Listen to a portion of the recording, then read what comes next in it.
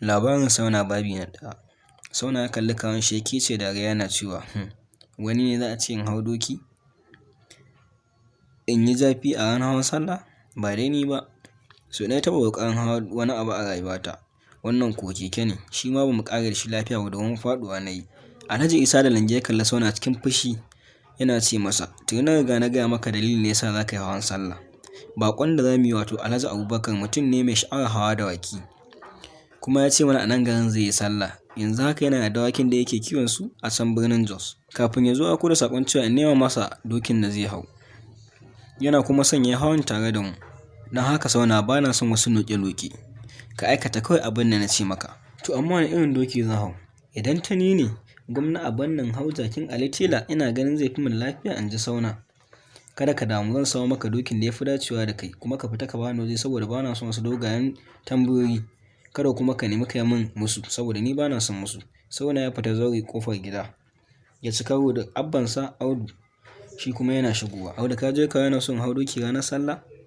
Don Allah ka taɓa jin hauka irin wannan? Ban san da batun hauka ba. Amma na san babban haɗari ne ka hau doki, in ji Audu. Sanin cewa duk abin da ka fara sai ka faɗa cikin wani ibtila'i. Na san cewa babban haɗari ne gare ka shine hawan doki. To amma duk mai rabon ganin baɗi sai ya gani. Sauna, in ji Audu yana murmushi. Yaya za ka hau ne Audu, in ji Sauna. In ka za ka hau sai an nuna maka gaban dokin da bayansa. Ka san ba ɗaya bane da kekenka, kuma doki ba shi da ƙararrawar kaɗawa ballantana ka ce mutane ga nan tafi. Nan da nan Audu ya kwaɓa Sauna yana ce masa, ka yi hankali Sauna. Ka san irin magana da ta dinga fitowa daga bakinka. In ko ba haka ba wata rana za ka yi nadama. Wai shin ba haka ba yaushe Alhaji Abubakar ɗin zai zo gidanmu? Ina zaton gobe ne zai zo. Kuma menene ya faru dai? Kawuna ya ce zai yi ƙoƙarin ya duba min nagartattun dawakin da ke cikin ƙauyen nan, domin kada mu ba shi kunya a gaban Alhaji Abubakar a ranar hawan sallah. Wannan shine tare a da daka. Sauna, wai ka ga Sauna a saman doki, za ka yi kama da birin da aka ɗaura a saman kura. Na tabbata za ka. Kafin Audu ya gama ƙarasa abin da yake cewa, Sauna ya kai masa naushi da niyyar kai shi haƙas. Amma kafin ka ce kwabo, Audu ya kauce ma Sauna, Sauna ya faɗi a bakin zaure. Haka za ka ji lokacin da ka faɗo a kan doki, in ji Audu yana masa dariya. Audu ya tsallake Sauna ya kama hanya shiga cikin gari yana cewa, na tabbata wannan ya zama kyakkyawan gwaji gare ka Sauna. Tsaya mana in ba tsoro ba, Sauna ya ce wa Audu. Ka tsaya ka gani, amma ina. Audu ko juyowa bai yi ba. Alhaji Abubakar dai gajeren mutum ne, siriri ne amma kuma mai kazar ne. Duk da kasancewar shi ya hau shekara 60, har yanzu yana takawa da ƙarfinsa. Yana kuma aikin da sa'anninsa ba su iya yi. Ya sami yin kuɗaɗe ta hanyar kasuwanci da yake a Jos, kuma tamkar ɗaya yake a wajen kawun Sauna, kuma sun shaƙu matuƙa. To amma abin da Alhaji Abubakar ya fi ƙauna a duniya shine dawaki. Wasu sun ce yadda yake duba dawakinsa da yadda yake nuna musu har ya wuce yadda yake nuna matansa ko 'ya'yansa. Wasu kuma suna cewa yana iya masa magana da harshen da ba kowa ya san shi ba. Kowa ya san bagar dawakinsa a Najeriya, kuma akasarinsu kowar dawakin da ake yi na ƙwallo, dawakansa ne suke cinyewa, wato suke cin ƙwallo. Wajen sanin nagartar dawakuna kuwa da wuya a samu wanda ya kai shi.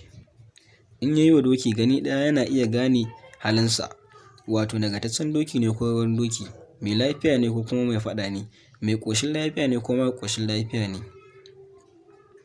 Shi kansa lokacin da yana saurayi yana shiga gasar tseren doki, wato mahayin dawakan sukuwa ne. Yana kuma wasan ƙwallon folo a da, inda yake bugawa manya-manyan ƙungiyoyin wasan folo na ƙasar nan.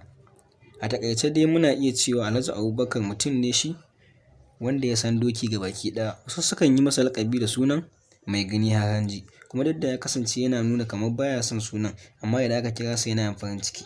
Sauna ya fara hango Fijo 504 da ta doso gidansu. Don haka Sauna ya garza yake cewa kawunsa, ga baƙonmu nan ya zo. Alhaji Abubakar yana fitowa bayan mota, sai Alhaji Isa ya je wajensa. Ya taro shi suka yi hannu. Barka da zuwa, barka da zuwa, barka da zuwa Alhaji, in ji kawun Sauna. Ya hanya, ya ila lafiyarka, ya kuma iyalanka da kuma sauran abokan arziki. Haka dai suka dai suna jin labarin juna. Daga nan sai Sauna ya raɓo ya miƙa masa hannu suka gaisa da Alhaji Abubakar. Da aka gama gaisa sai Alhaji Abubakar ya saɓa hannun rigarsa a kafaɗa, ya juya ya kalli Sauna. Kai ne Sauna da nake jin labarinka? in ji Alhaji Abubakar. Na ji labarin cewa ne kai ne ka taimaka ka kama wasu mayagun ɓarayi a banki a birnin Kano. Sauna ya juya cikin kunya ya kasa cewa komi. Kai Sauna, lallai ka yi girma sosai. Tun ƙarshe ganina da kai. Kuma yanzu ka kai daidai lokacin da ya kamata ka hau doki. Domin ni ma ina kamar ka na fara hawa. Zo nan ka zauna, in ji Alhaji Abubakar. Kafin Sauna ya zo ya zauna, kawunsa ya sa baki yana cewa, Alhaji Abubakar, babu shakka ka gaji bayan doguwar tafiyar da ka yi. Gashi kuma akwai magana nake so mu tattauna da kai. Saunan nan da kake gani shine yasa na tsufa da wuri tun kafin shekarun farfara su zo mu. Zan gaya maka labarinsa da ɓarayin bankin Kano. Abinda zaka ji daga labarin Sauna zai wahala ka yarda da shi. Yayin da kawun Sauna zan yi Alhaji Abubakar suka shiga cikin gida, sai Sauna ya juya ga Audu, domin kuwa duk abin da ake komi a gabansa ake yi. Kai bakin aku, in ji Sauna cikin raha. Ka taɓa ganin wani mutum kamar Alhaji Abubakar? Yana iya hawa doki duk wanda aka kawo masa a nan da lingi. Ni dai Allah nake gobe hawan sallah ya zo in gan shi a kan doki. Ai kai maka damu da hawan dokinka, ba na Alhaji Abubakar ba, in ji Audu. Mun san shi Alhaji Abubakar ya iya doki, amma kai fa mai fuska kamar ta biri muke ji. Sauna ya yi gunaguni ya fice waje, ya bar Audu. Sauna ya kawo babbar hanya yana tafiya a hankali. Daga nan sai ya tsaya da babbar hanya za ta kai shi wajen abokinsa Ali mai teburi, wanda ke sayar da taba sigari da goro. Can sai ya hango Ali yana zaune akan wata gogor kujerar katako a bayan teburinsa. Akan teburinsa an kasa alawa da sigari kara-kara da ashana da kuma goro. A lokacin da Sauna doso wajen Ali, wani mutum yana ta irga tabar da ya siya sigari.